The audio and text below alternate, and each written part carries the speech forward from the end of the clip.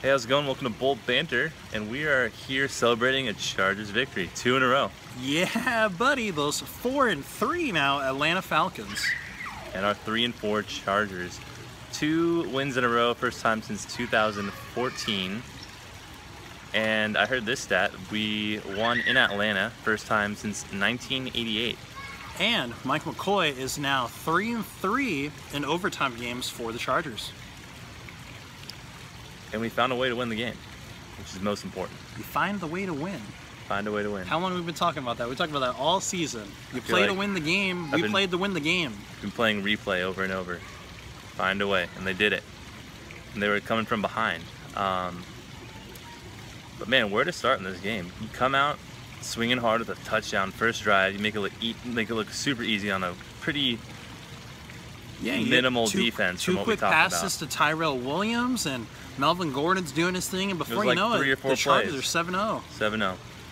And then time rolls along, and the number one defense in the NFL, or sorry, offense in the NFL, does their thing. But starting out, we had 2 field goals. We did. So we had 7-6. It was looking pretty good. But our special teams, once again, kind of the problem here with our returners. Griff Whalen, kind of a strange decision to come out of the end zone. They were thinking he wasn't aware that he was still in the end zone on the knee. But then the ball's going out of bounds on a kickoff after the Falcons' second field goal. So this is 7-6 now. And Whalen touches the ball, and then it goes out, which puts the field position at 15 rather than on the 40. So we talked about it in our preview that they had to watch special teams, watch how this going. And me personally, I don't see Griff Whalen on the kick returns. Get him out of there, next man up. We took out Travis Benjamin on the punts, and I think it'll be better for us because Griff Whalen had 1 catch in this game, and it was pretty good. We didn't see McCluster, but McCluster messed up a catch that turned into an interception. Yeah, so that was right not off good. his hands. He's still getting a feel for Phil and the team. And each one of these series, Curtis, all of these mistakes continue to lead to the Falcons continuing getting this lead. Yeah, so that pushed the lead from 13-7 and 27. We had a lot of mistakes, especially in the second quarter, that put us in a deeper hole going in the half. And luckily, scored a touchdown going into the half, put us in a better position, down by 10 points. This is the biggest thing too. So we talked about that touchdown right before the second half, but they came out and Matt Ryan was swinging to Julio Jones trying to change the momentum, and Melvin Ingram goes in there and sacks him. And I think that just put so much swagger with the defense and so much confidence that they could get to Matt Ryan and they could pressure him, and really Julio Jones was their only option in this game. I think he finished with 176 yards receiving or something by the end of this, but he really was their only option here. And then the defense showed up and held the Falcons' #1 offense to 3 points through the third quarter, fourth quarter, and overtime, which is insane. That's insane. So good. That's insane. So good. And led by Joey Bosa's 2 sacks, led by Denzel Perryman breaking it up. I got to give credit right now. Craig Mager goes out with a concussion in this game, and not Stevie Williams, but Trevor Williams off the practice squad. Steps up. Coming up big on Julio Jones, coming up big on Mohamed Sanu. And like I got to say, Curtis, I was trying to call it like Casey Hayward's going to get a pick here.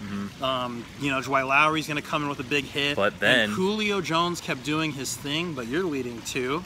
The magical thing happened where our boy, Denzel Perryman, right? Got that pick. Got that pick. And dude, oh my gosh, you couldn't have predicted it better. It was like a 3rd down play. Julio Jones was right over the middle.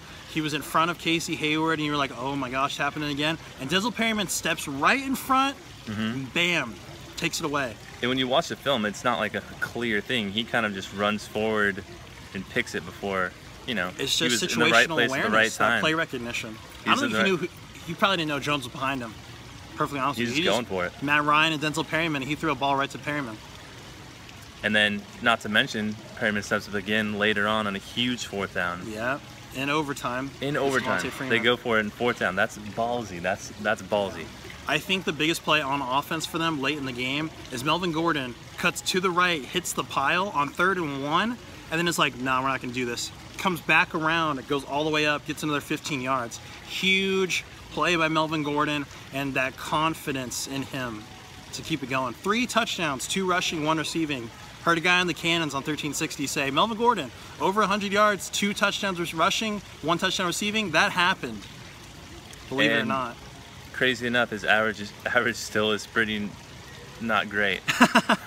That's the crazier part amongst all of that is But he's been the clutch guy in the red zone. He gets the job done. On huge 3rd and 4th downs, this game at least, he got the job done. That's all that matters. And he's taking care of the ball. He's not putting holding on that ball. I saw a great stat on Twitter. Somebody said that was like, by the end of the year, Melvin Gordon's going to have more touchdowns than rushing yards.